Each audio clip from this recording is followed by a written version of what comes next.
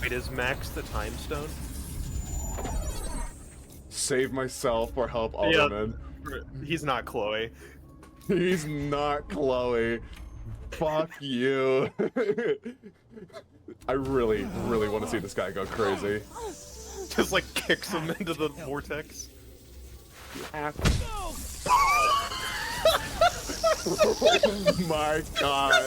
Oh my god. Oh my god, that was incredible! Oh my god. I take it all back. I take it all kill back. him? This game is amazing. Life is Strange and I have a very interesting history.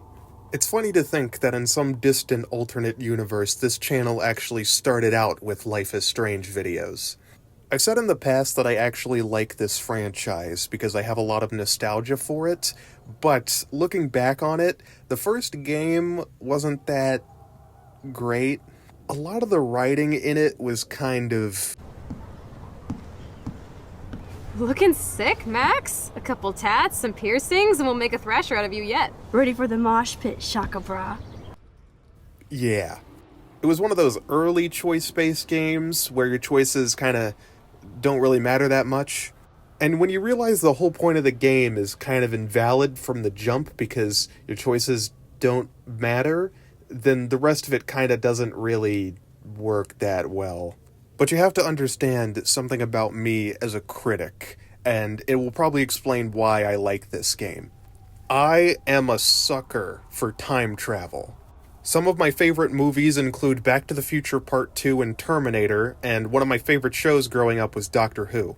Anything that features time travel was something that I was all over. The thing about time travel, though, is that it's one of the most difficult things you could possibly put into a story, and if you don't do it right, it's liable to make things either incredibly confusing or just cause the story to crumple. So how much do you want to bet that the writers behind such masterworks as Hella and Ready for the Mosh Pit Shaka Bra are going to be able to write a time travel story that is logically coherent? If you bet on yes, you're losing your money.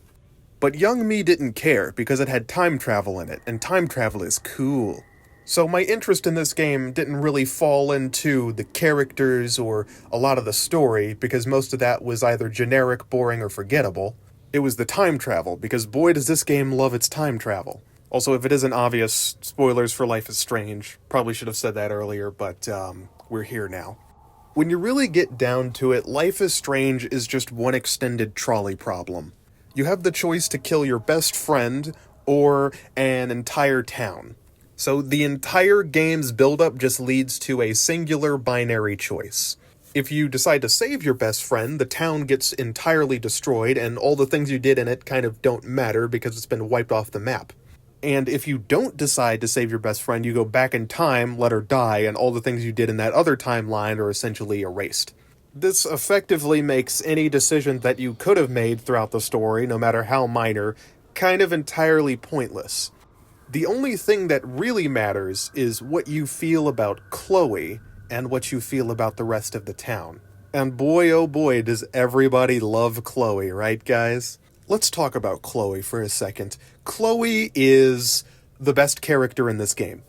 Now, if you've watched the rest of my content, you may be asking, hey Dave, why do you like Chloe so much? Don't you usually hate characters like Chloe? And yes, that is correct, but hear me out.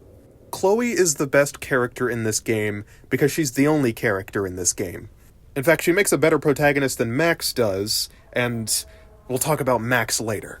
She is, without question, the most memorable part of Life is Strange. When people talk about Life is Strange, they're usually talking about Chloe. When you think about Life is Strange, the first character to come to mind isn't Max or whoever the hell this guy is, it's Chloe. Because Chloe is one of the few things in this game that made me, and a lot of other people, actually feel something. You see, Chloe is a complete and total narcissistic asshole for the entire story. She only ever thinks about herself and puts herself above everyone else around her at all times. Even treating her best friend as a tool for her own amusement. She's also brain-dead stupid to the point where she ends up nearly getting herself killed multiple times over. Seriously, sometimes it feels like she's living in a slapstick cartoon where the whole joke is that she almost dies every 5 minutes. And all of these factors coalesce into making Chloe feel like a real living human being. It is so weird, but I have never seen a character that jumps off the screen like Chloe does. I have met so many people that act exactly like Chloe does at all times. She feels entirely realistic. I could imagine a lot of you know a Chloe in real life.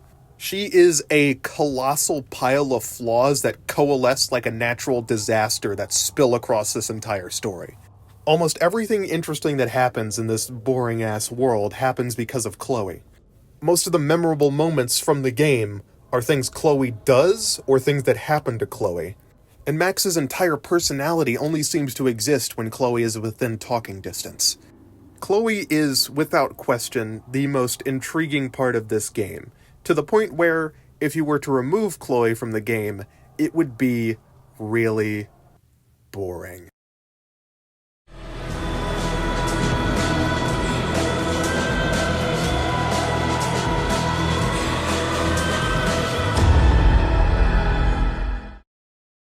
So I guess this is the part where I say, hello everybody, you're watching Dead Topics, the show where we talk about whatever we want, whenever we want, for as long as we want. I'm your host Dave, and welcome to hell. Life is Strange Double Exposure is the actual sequel to Life is Strange, releasing 9 years after the original, so almost a full decade.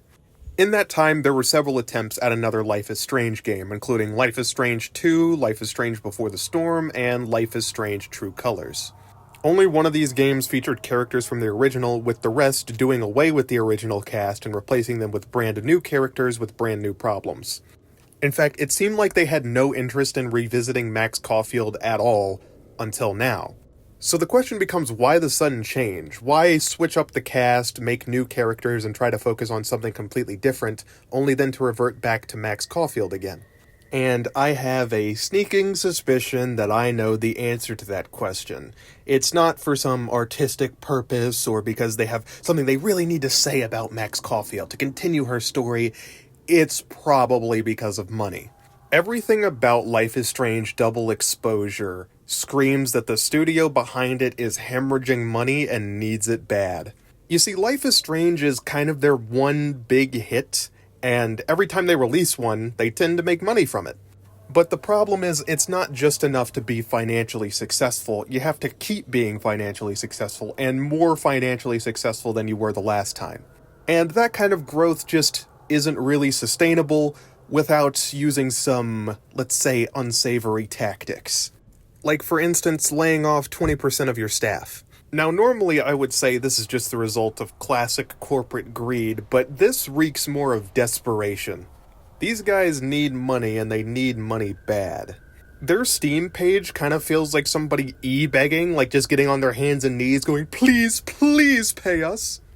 I just want to make something clear, this game is $50. 50 smackaroons. Now, I know the comparison I'm about to make is a little unfair because this game wasn't out at the time, but I just want to make it completely clear that Deltarune is $24, has about the same amount of hours worth of content, potentially even more, and actual gameplay. And not to mention, isn't brain-dead boring and has characters that are actually memorable. So the question becomes, why would you spend $50 on this game? Well, the thing is, it's not just $50, because there's more. For a mere pittance of $10 extra to the game's price, you can get 4 outfits. Yes, they are selling outfit DLC for this single-player Life is Strange game. For $10. You're spending $10 to have Max Caulfield wear a Bones shirt. That mostly negative in the corner speaks for itself. What? Who would buy something like this? Well, I know the answer to that question. It's, us, because in my playthrough with my friend, we got the Bones shirt DLC. Okay, we have an MMO screen opening. We've got Bones. the fit. We've got the... That is the canonical fit for Max Caulfield. Let's look at all of them real quick. Okay, we got basic. We got... I really like how she's really blurry, like we haven't adjusted our eyesight. Well, yeah, the exposure is an important part of the game. Yeah. I love, like, when you're describing her outfits, it could just be, we have basic, and Bones. So, Deck 9, you can thank us for managing to keep your lights on for maybe a day or two. I have to support the industry, guys. I'm a fan. Oh, but that's not all. You thought I was finished? Oh, no. We haven't even gotten to the $20 cat DLC. There's... there's... You could pay $20, which is $4 less than the price of Deltarune, to add cat content to the game, exclusive cat content. They add a cat and some extra outfits. What the fuck, man? Seriously, I'm just imagining a bunch of, like, executives or, like, people working at this studio, like, sitting around a table, like, in front of a whiteboard going, okay, what do gamers want? How do we make more revenue? How do we increase sales? And someone raises their hand. The room goes silent. What if we added a cat and charged $20 extra for it? Brilliant, Paul. Not even we bought the $20 cat DLC. Even our standards weren't that low. Who the hell is paying upwards of $70 for cat DLC? You could buy an actual cat for that money. Also, one of the Steam reviewers pointed out something interesting. It turns out that some of the achievements are locked behind the $20 cat DLC, which means if you want to 100 complete this game, you have to spend the $20 to get this DLC, or else you cannot get all the achievements. So for any completionists out there who want to take on the challenge, you're going to have to pay the big bucks. This game, with all its DLC combined, is $80. $80 for the full Life is Strange double exposure experience. And what an experience it is. So let's take everybody aside for a second. Life is Strange games have never been known for their gameplay. In fact, they're one of the originators of the argument of what technically counts as a video game. Now, I'm not usually a stickler for this. I'm not going around arguing, oh, this isn't technically a real game that real gamers play, or anything like that. But honestly, a lot of the times these do just feel like extended interactive novels less than video games. The amount of quote-unquote gameplay in Life is Strange games are so sparse as to be practically non-existent. Like, if I just took, I don't know, the movie Terminator, and then required you to press the A button in the end credits really fast to finish the movie, is that now technically a video game? Most of the quote-unquote interactive part of this game is making story decisions, and those decisions are... we'll circle back to that. When it comes to actual gameplay, there are some basic puzzles every once in a while, and there's also like one stealth section that's impossible for you to fail. The rest of the gameplay is either you making choices in dialogue, which allow you to hear more boring dialogue, or you taking photographs, which me and my friend did poorly on purpose because that was one of the few bits of fun we could have during the game. That's a photo. Oh, hold on. Could we do a casual lean? Hey, Moses. Casually lean on the telescope. Yeah, just a casual lean. Might knock it over. Just hold still. You get a pass this time, game. Anyway. Alright, you win this time. Anyway. That's a photo. That's a photo. Post photo? Yes. Posting this immediately. Moses Murphy, man of science. So for the most part, it's just one really long interactive cutscene. And is that bad on its own? I would argue no. The thing is, because there's practically no gameplay, this game relies entirely on its story. If its story is not good, then the game just isn't good, period. It has to lean on its story. It has nothing else. And its story is... It's not good, guys. It just isn't. Look, I didn't even come here with the intention of smashing this game into the ground. It's kind of the same feeling you get watching, like, a sick family member. You just kind of can do nothing but stare as they slowly wither away, and it's really sad. Because they're kind of trying their best, but it just isn't working. It's fascinating in a morbid kind of way to watch a studio try so hard to make something interesting that will sell, only to fail and have to try and upcharge everything to recoup some money from this clusterfuck. Now, I cannot claim to know the exact sales numbers for Life is Strange Double Exposure, but I'm expecting it probably didn't do too well, especially with content like this. The game itself is buggy, but not in an overt way, like characters aren't glitching out constantly. It's just ever present in the background. A bug will pop up when you least expect it. When things are loading in, characters will randomly start A-posing, or sometimes the camera will go all wonky. There are also times where animations are kind of looped in an awkward way, and it becomes really noticeable if you stare at it for long enough. A lot of this game feels kind of cheap, and they're finding excuses to use the same maps over and over again because making new ones is difficult and expensive. It's interesting to see how, like, the financial restrictions are affecting the plot. So I suppose I should get into that, shouldn't I? The story follows returning character Max Caulfield, who hasn't been seen in over 9 years. And why is she back all of a sudden? Well, I said before the answer was money, and that's what I think it is. She was a popular character that the fans wanted to see return, so they decided to bring them back as nostalgia bait. When you're desperate for cash and you need a hit, it's best to return to what worked before, right? But the thing is, Max Caulfield, did they really work before? Their game made money, sure, but as a protagonist, Max Caulfield sucks. Max is one of the most boring characters in video game history. In fact, she's barely a character at all. Boring is a word that I would use to describe this game very frequently because it's almost putting me to sleep even talking about it, but Max Caulfield really takes the cake. During my playthrough with my friend, I described Max Caulfield as being someone who, quote-unquote, had no bacteria in their stomach.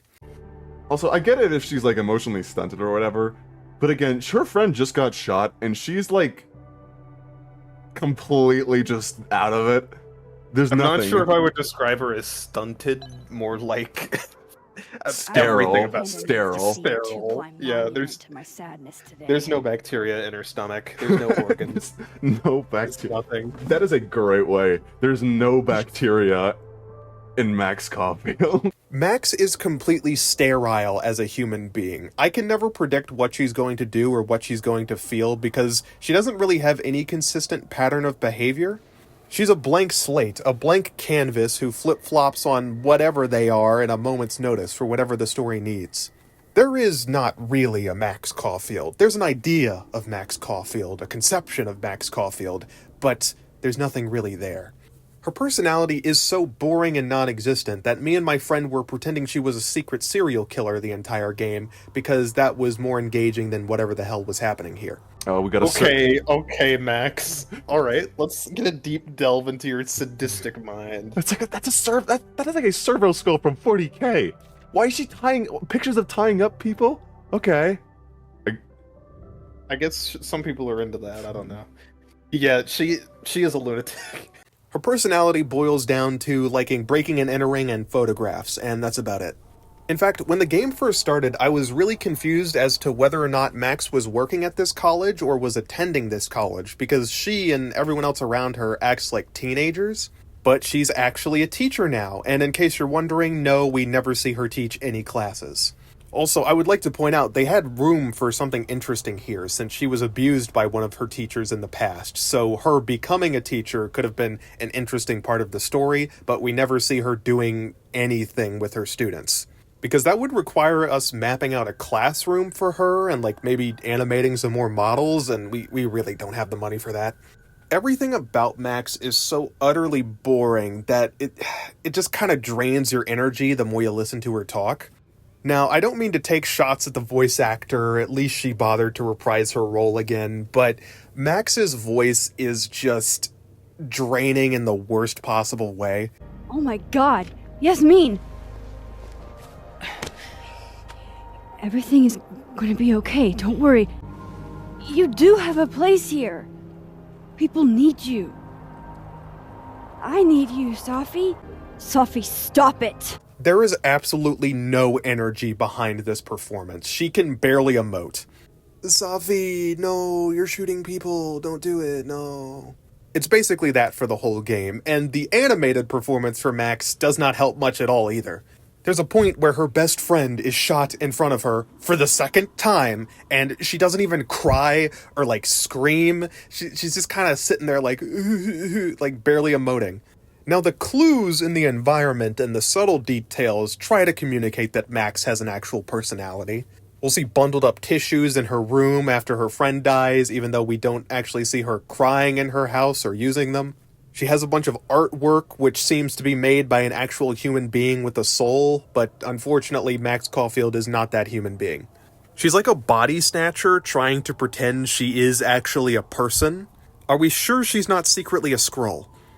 You see, Max was really always like this, but back in the day, she had Chloe. So what happened to Chloe? Well, like I said before, there's two endings to the original Life is Strange, one where Chloe is dead and one where Chloe is alive. And they give you a choice between the two. This is a pretty big deal, so if you decide to allow Chloe to live, will she show up in the game? No, because that would require us to rig another model, and we don't want to do that. And then you would have to hire a whole other voice actor, and it would just, it's not worth it. And when you truly get down to it, Chloe's absence in this game is a symbolic representation of the absence in Max's soul without her. Honestly, I don't know if Max Caulfield had a soul to begin with, we might be being generous here, but Chloe's absence is very noticeable. First and foremost, this game completely invalidates the decision made at the end of Life is Strange 1. In case you thought that game completely stomping over every other choice you made with its ending was bad enough, now even the ending itself is irrelevant. Because it would take a lot of effort, money, and time to put in the original cast and get voice actors back and do all of that, none of them show up outside of some posts on the internet. So if you choose the ending where Chloe lives and you decided to let an entire town get destroyed, it doesn't really matter because it doesn't change much. Chloe and Max go through a breakup and drift apart anyway, even though Max sacrificed an entire town's worth of people just to keep Chloe alive. But in all honesty, it's kind of in character for Chloe to do that. By the end of the first game, she's practically begging for you to just let her die so you can save the town. I'm so selfish. Not like my mom. Look what she had to give up and live through. And she did. She deserves so much more than to be killed by a storm in a fucking diner. Even my stepfather deserves her alive. There's so many more people in Arcadia Bay who should live. Way more than me. Even Chloe, one of the most selfish and narcissistic characters in all of fiction, thinks letting her die is the correct answer here. And it is the correct answer. One thing that this game makes apparently clear is that there is a right and wrong ending to Life is Strange. The game communicates that allowing Chloe to live is the wrong answer. Allowing her to die is the correct one. Your choice really doesn't matter. There is a right choice and there is a wrong choice. If back in the day you played this game and you allowed Chloe to live, you made the wrong choice. There is no positive outcome to this ending. Chloe and Max drift apart anyway, and granted on how much the universe wants Chloe to die, she's probably dead in a ditch somewhere. I cannot think of a single reason why you would want to choose the ending where you save Chloe's life. Because at the end of the day, you don't get Chloe. You're trading killing everybody for nothing. And that brings me to a philosophical question I've been asking myself as of late. If you have a bunch of choices, but only one of them is positive, to the point where all the other choices look horrible in comparison, do you really have a choice at all? Like, I can choose right now to stop making this video, go outside and start eating dirt, but that's such an awful decision that I would never do it. And since I would never do it, no matter what, does the choice really exist? There is no choice. I'm not going to eat dirt. Or, that's what I would be saying if I wasn't still playing this game. A lot of the alternate choices in this game feel like they shouldn't be here, like they only exist out of necessity. It's a choice-based game, so we have to have choices, but it's very obvious there's a specific path of choices that they want you to take. This story makes a lot more sense if Chloe is dead. In fact, the Chloe dying ending just feels like the correct ending. All these choices, and there's only one outcome that actually feels correct and works with this story.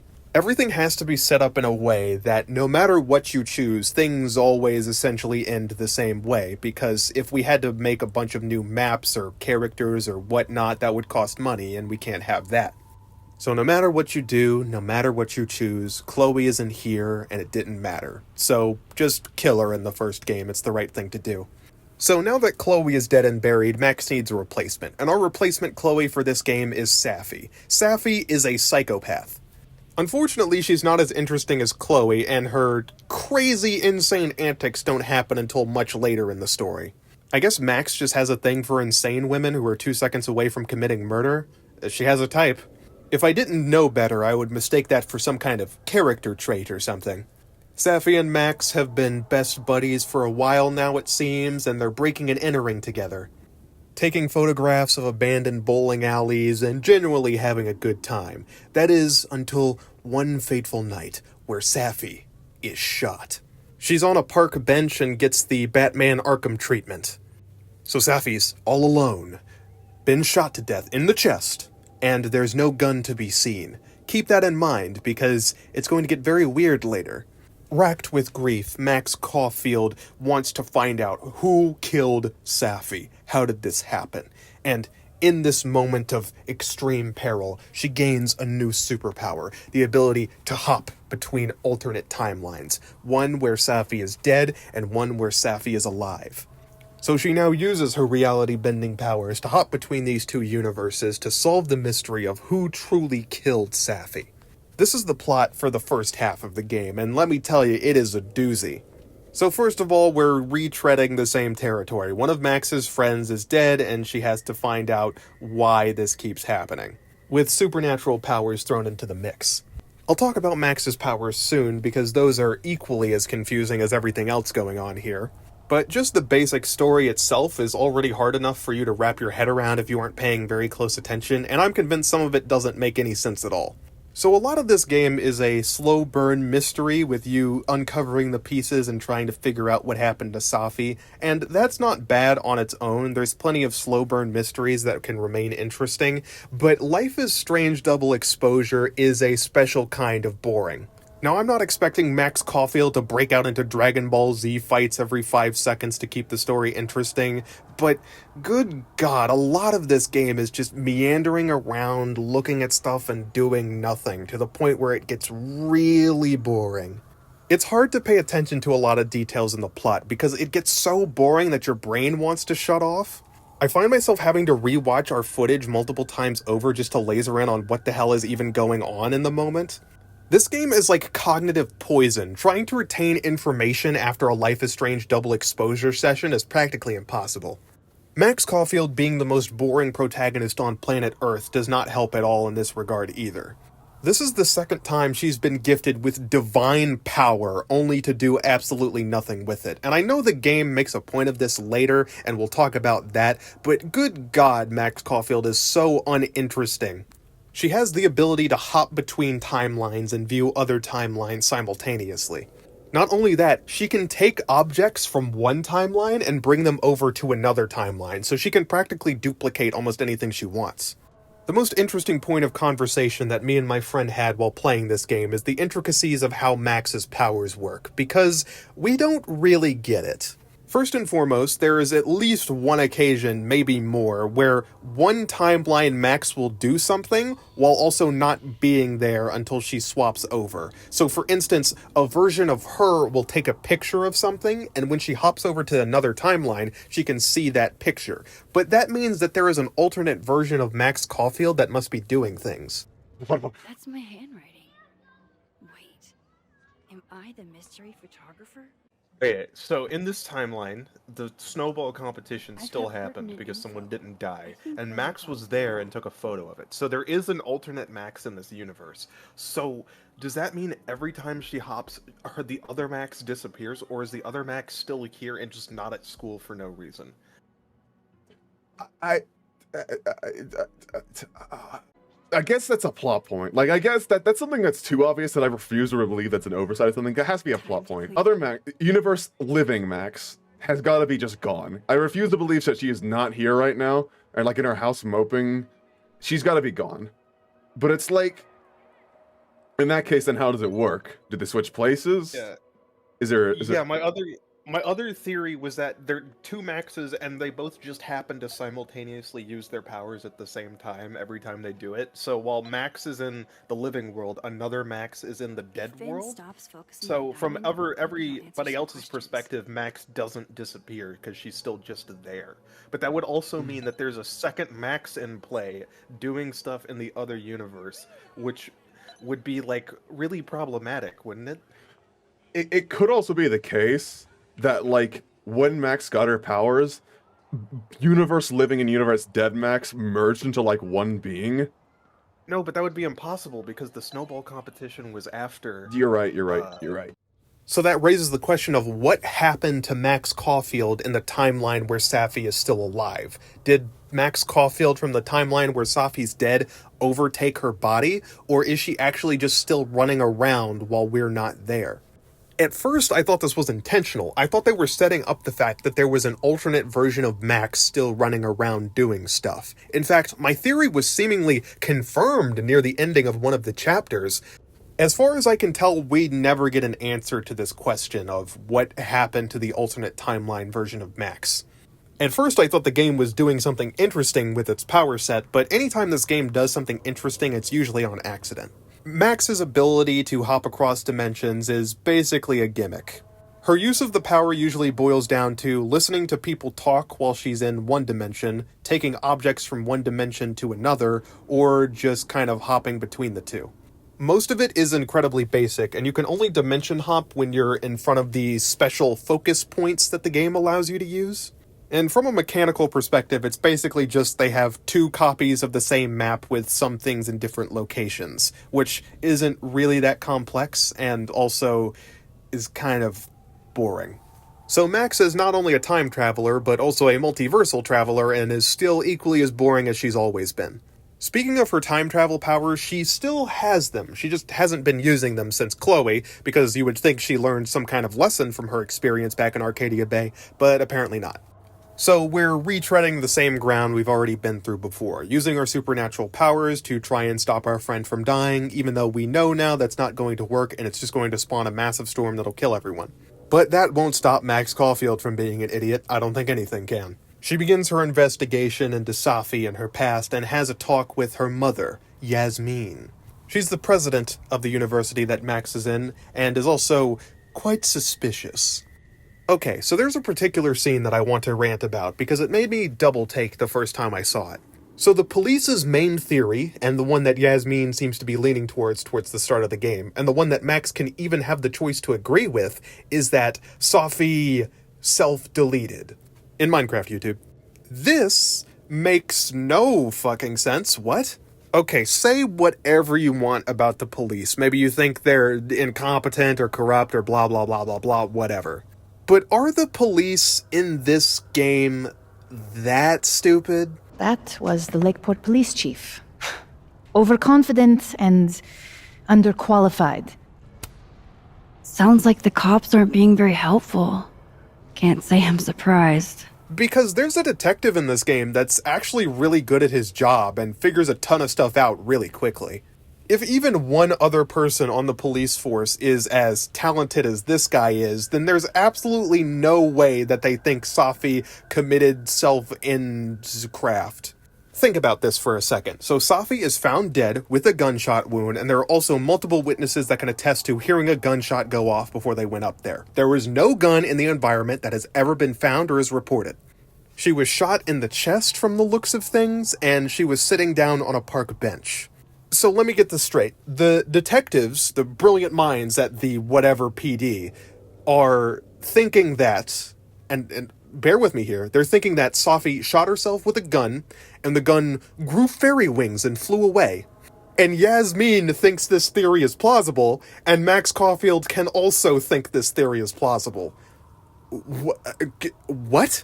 The case of the teleporting handgun. What a brilliant theory. Last time I checked, when you shoot yourself, the gun doesn't despawn like this is a Bethesda game. The gun would still be there if she did that, you fucking idiots. In fact, the theory was so nonsensical that at first I thought it was this stupid on purpose because maybe Yasmin or the police were in on it. It makes way more sense for them to want to sweep this under the rug if they were in on the murder somehow and were trying to do some kind of cover-up. And even if we pretend that it was the case that this was some kind of big cover-up and their theory is stupid on purpose, why would Max believe it? She was there. She saw there was no gun.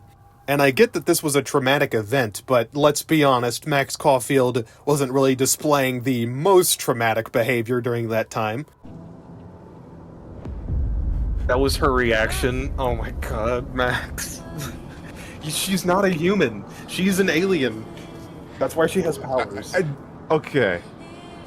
I've been nice until now. But Max is just seeing your friend shot on the ground doesn't have to be other reactions, but I would be screaming. I would be screaming. There would be like a meltdown. Oh my god. Oh my god.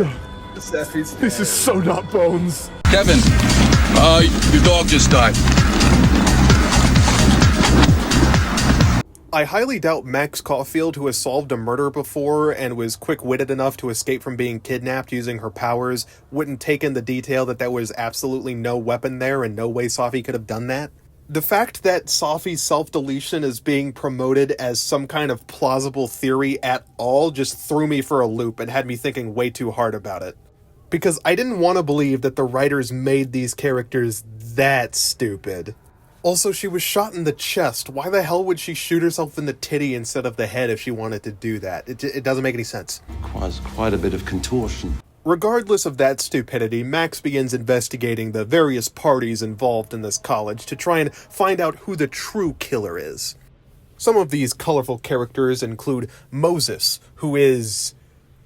He's, You're a beta male. Yeah, that.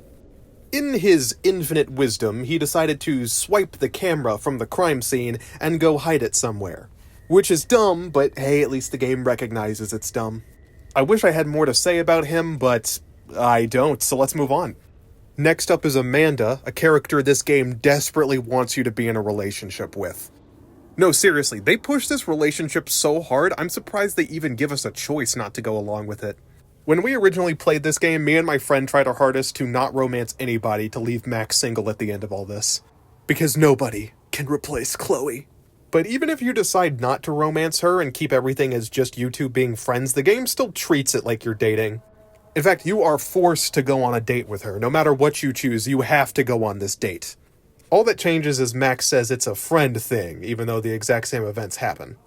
It's heavily implied at the end that there's going to be a sequel to this game, if they can rouse enough money for it, so I wouldn't be surprised if Amanda and Max are just dating in the next game. They've already shown they have no care at all for whatever your choices are, so this one may as well not even be a choice. So Let's thrash. Let's thrash. Oh my god, she said it! Pretend you said something. It's like I just got shot, like fucking Safi. I just got shot. Next up we have Vin, who is Yasmin's errand boy, and also doesn't talk like a human being. Also, him and Safi were chicka wow wowing, if you know what I mean. In Minecraft RP, of course, YouTube. Next up we have Gwen, who I will warn you, is a hugger. So, I'm a hugger. Are you a hugger? What? Not to mention she's one of the bad reputation twins. So that's what everybody thinks of me? The home invader? I mean, you do wear bones that at is- all times, and you break into old abandoned Bad buildings. reputation twins? Oh my god, the style. Boom. Bad reputation reputation twins, Dave. We gotta make that a thing. We gotta say that all the time. Twins. Turns out she has a connection to Safi and one of Safi's old friends, and that'll come up later. And next up, we have a Sim from The Sims 4. He looks like a sim. He is a sim. Yeah, no, he Like, is. you can replace all his dialogue with "Newbie witness, Skadoi." Meet Lucas, famous book author in one timeline and deadbeat dad in the other. He's head of the lit department and also notorious A-poser. It turns out that him and Safi are not on good terms at all, and he also uses her death as a way to market his book and boost his sales, which is hilarious. There's also this girl who's a reporter, she doesn't matter, and also Diamond, who is... I don't have anything to say about Diamond, okay? Most of these characters are basically cardboard cutouts. What do you want me to say? Seriously, most of these characters are incredibly boring and flat. I could boil down their character descriptions to 1 or 2 sentences, and that's the most you could squeeze out of me. They're lucky I even remember they exist or their names when they're off screen, because this game is making me lose my object permanence. The second they're out of my field of view, they're just gone from my memory. Not a single one of these characters is half as interesting as Chloe is. Yeah, I said that and I fucking meant it. Jesus Christ, these people are boring. The only interesting character here is the cat, and I can't even interact with him because I didn't pay $20 for the DLC. Oh, and guess what? You want to know which one of the suspects is the murderer? None of them. Yeah, spoiler alert, none of them are the killer, because the actual killer is one heck of a plot twist, I'll tell you what. We do a ton of investigation into these people, and a lot of it is just irrelevant. But what is relevant is what Moses did, because Moses stole a camera from a crime scene. And uh-oh, the police are onto him.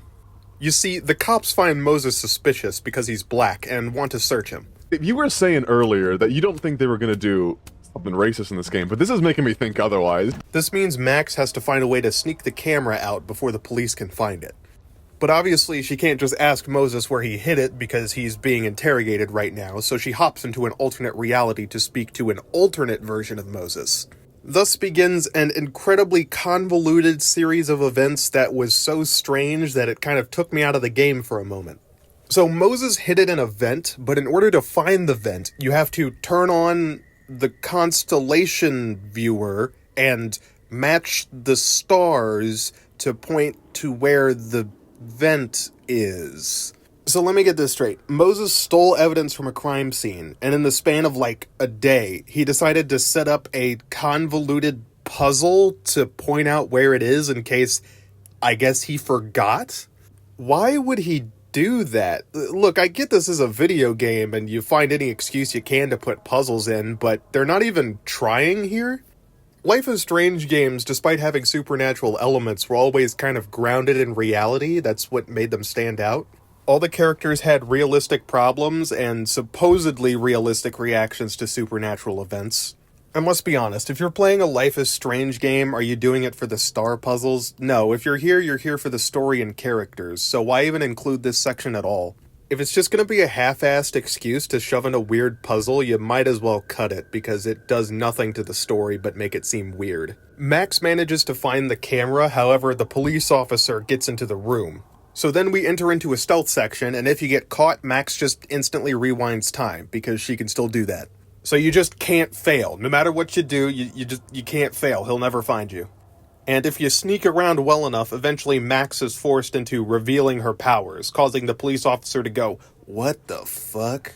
You see, this police officer is Alderman, and he is by far the biggest waste of time in this entire game. He starts figuring out that Max has powers and tells Max to come to him if she knows anything and you can choose to, and they act like this is going to be some major decision. And they build Alderman up like he's going to be an actual character of relevance. But trust me, he is not. Max and Moses take the camera back to her place and decide to look inside because it probably has a picture of who the killer is. And who's the killer? Which one of our suspects is the mastermind behind this evil plot? It turns out the killer is Max. What? So when this plot twist dropped at the end of this chapter, I was convinced that my theory that there was a second version of Max running around was the correct one. But if you think for a second that you can predict where this plot is going, you are dead wrong. Okay, so this is where things get incredibly confusing, and I'm gonna give them the benefit of the doubt and say that I'm just missing something here. So if you know what the hell is going on, then feel free to point it out in the comments, because this game is losing me. So Max uses the photo to travel back in time, just like the first game, even though she knows that's a horrible idea, but whatever. So this happened in the past, and we know past Max Caulfield couldn't have been here because we're controlling her right now. So that means this is an alternate version of Max. Also, the storm is here. For some reason, we're just going to ignore that. So Safi is talking to this version of Max like a supervillain for some reason. How did we get here? How did we get here? What happened?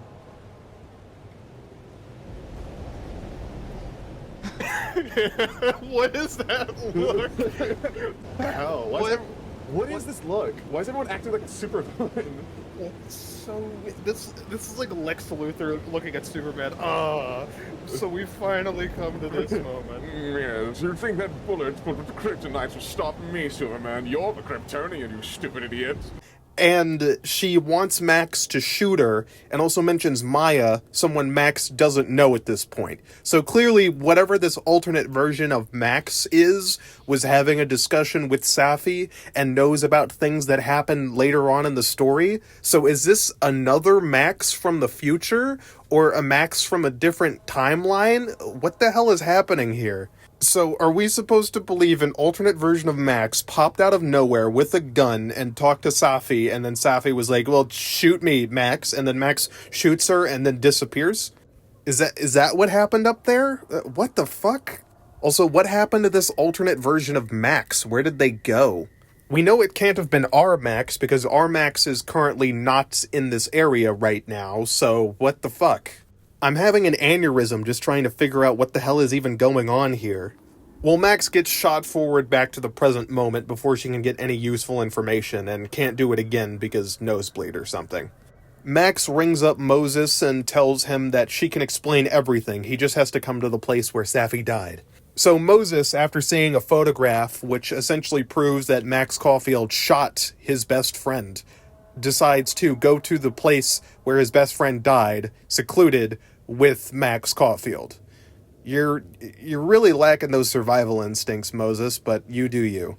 Max proves that she has superpowers, although she could easily do that by going to the alternate universe where Safi is still alive and, like, recording a video or something. She can bring objects across dimensions, so she could just pull out her phone and take a recording of an alternate version of Moses or Safi or anybody. But then you wouldn't be able to do the puzzle, and we gotta do the puzzle. So Moses believes Max now, but uh-oh, Alderman's there. Yeah, Alderman followed them to try and figure out what was going on, I think, and ended up running into an alternate version of himself? So, for some reason, an alternate, like, echo version of Alderman comes out of nowhere and sees this version of Alderman, and both of them touch each other and start creating a wormhole in space-time? What is happening? Alderman grabs onto Max Caulfield's arm and is like, save me, I'm getting sucked into a wormhole. And you have the option to try and save Alderman or save yourself. We chose to save ourselves, and am I glad that we did that? Because good lord, what Max Caulfield does next is so funny, it basically bumps the game up a star. Fuck you. I really, really want to see this guy go crazy. Just like kicks him into the vortex. Oh my god. Oh my god. Oh my god, that was incredible. Coming out of absolutely nowhere, Max Caulfield delivers a punch so strong it shatters the universe.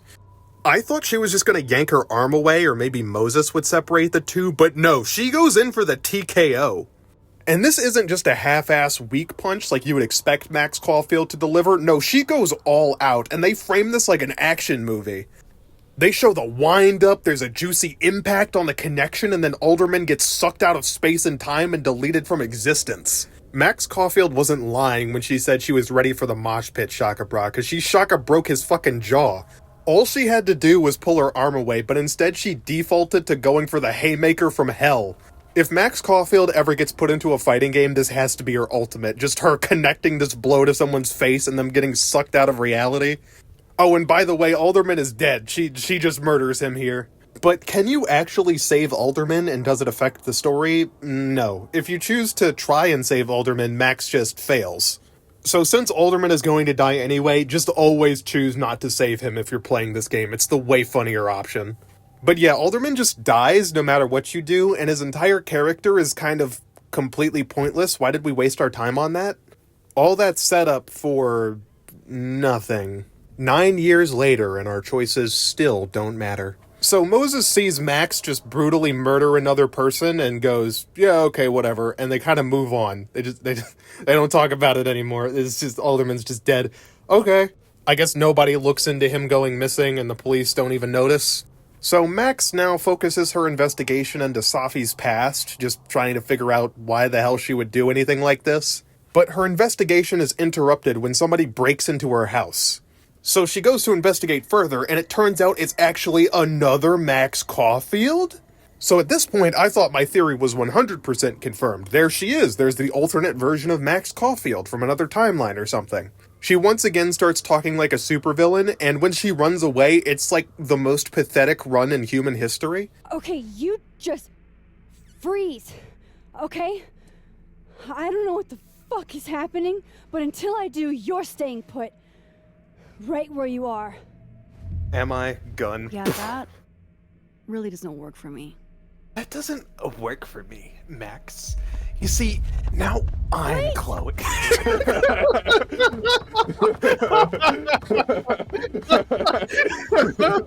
Wait! Don't go! Max like looked at her like there was this intimidating lighting on her face, and she went, "Yeah, that's not gonna work for me." And you thought she was about to do something crazy, and then she just runs out like the most pathetic person ever, just like, gotta get out of here. The fucking other Max just stands there staring, doesn't even make a move until she's halfway up the stairs, like, whoa? Like a deer in the headlights. They're not And human. now she's chasing her future alternate path self through the woods. She starts talking all cool and is like, "You'll never catch me," before running like a toddler. And Max Prime just kind of stands around doing nothing and lets her escape. So there's a dramatic chase through the woods, and both of them fall off a cliff after arguing with each other and fall onto the ice. And then it turns out that this version of Max Caulfield is actually Safi. What? Yeah, so turns out there isn't an alternate version of Max Caulfield. It's actually that Safi is a shapeshifter. Bet you didn't see that one coming, huh? Well, one thing I could say about this game is that it's not predictable, but I don't know how much of a compliment that is. Me transforming into an SUV isn't predictable, but it really isn't great storytelling either.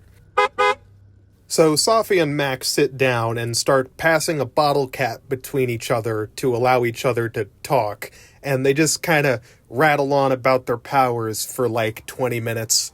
Out of all the ways you could have done this, you decide to do bottle cap passing. Right. Alright guys, this is the big confrontation between Max and Safi. How do we make it interesting? Ooh, I have an idea. Yes, Paul, what's your idea? Well, what if we had them sit down in a house and stare at each other while pushing a bottle cap back and forth forever? That is an amazing idea, Paul. You're promoted. $50 for this. So, Safi has been able to shapeshift like forever now and has been using her powers to fuck with people. You see, Lucas, head of the lit department, actually stole his book ideas from Maya, who is Safi's friend, and Maya, out of grief, committed Minecraft-cide. Safi, out of grief, started using her powers to take revenge against people she thought wronged her. So she decided to use her powers to ruin Lucas's relationship with his family. And of course, now that she knows Max has superpowers, her first thought is, let's use and abuse that for my own personal gain. Max, you need to start finding better friends. So Max and Safi decide to concoct an evil scheme to get back at that nasty Lucas. They've compiled evidence that Lucas in fact stole Maya's book thanks to Max's sleuthing, and they decide to go to a gay bar and release it in front of like 10 people. I was expecting this climactic showdown to be a little more grand or intriguing. Like, I thought when Lucas was going to announce his new book, it was going to be in, like, some big auditorium or something in front of a bunch of people, and it would be more dramatic. But that would require them to make another map and, you know, money. Okay, so Max Caulfield has the ability to traverse alternate timelines and also travel through time, and an alternate version of herself committed murder in the past, and there was also a giant storm that was going to destroy everything, and right now we're focusing on exposing a third-rate author for plagiarism? If you're really introducing multiversal travel and murder, you can't really just get off that train, at least. You can't backpedal from that. Yeah, like, we need to know what Moses is doing with his hot chocolate, guys. It's very important to the story. I wonder if Moses forgot his hot chocolate. I wonder if Moses forgot his hot chocolate. Who cares? What does that have to do with literally anything?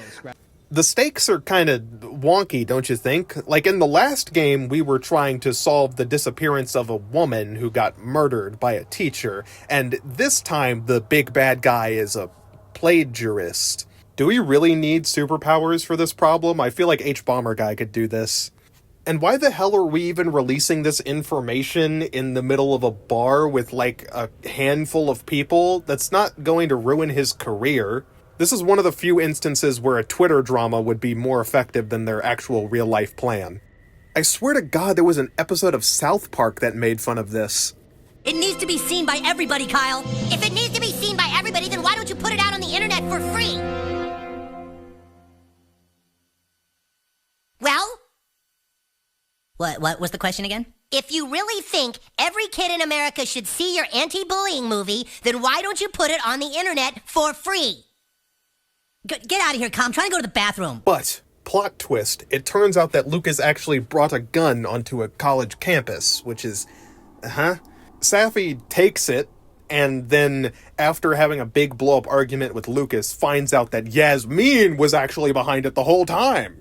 She storms off, and in her anger, her powers go haywire, and she starts causing everybody to have, like, seizures and manipulates their minds, because I guess she could just do that the whole time.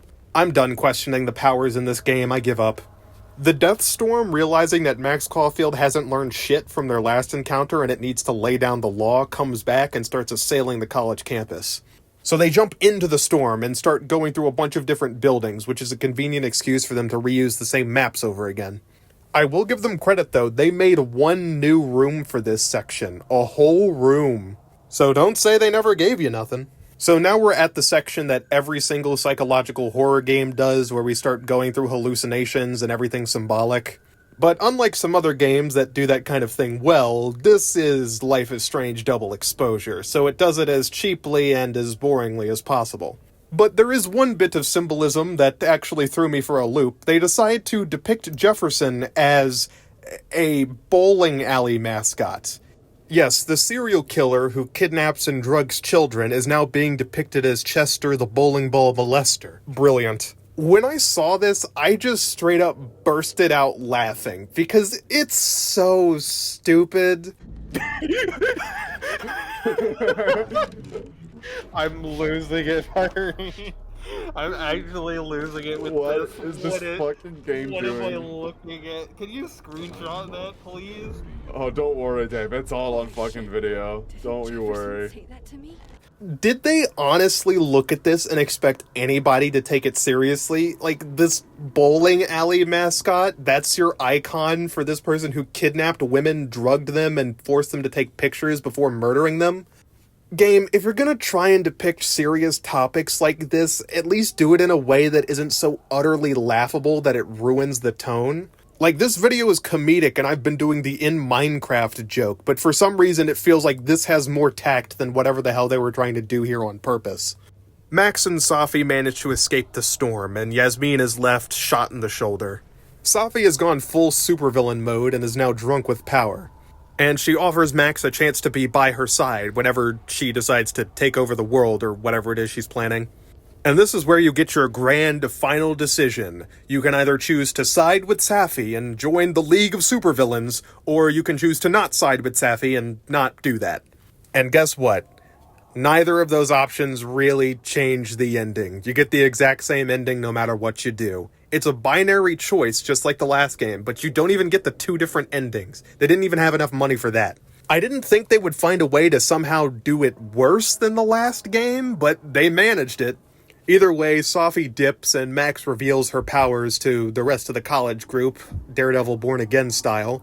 This is turning into a Marvel movie, isn't it? And at the very end, it's revealed that Diamond may actually have superpowers. Okay. And then it cuts to black and says, Max Caulfield will return. Wow. What a declaration. It's gonna be really embarrassing if they didn't make enough money to make a sequel. And that was Life is Strange Double Exposure, Cat DLC not included. Wow, this game is awful. None of the characters act like human beings. The plot is nonsensical and all over the place, and not to mention it feels very cheap and the ending sucks. It's another choice-based game where your choices don't actually matter at all. And the mystery of why Safi was actually murdered, I don't think ever gets solved. Why the hell did Max do that?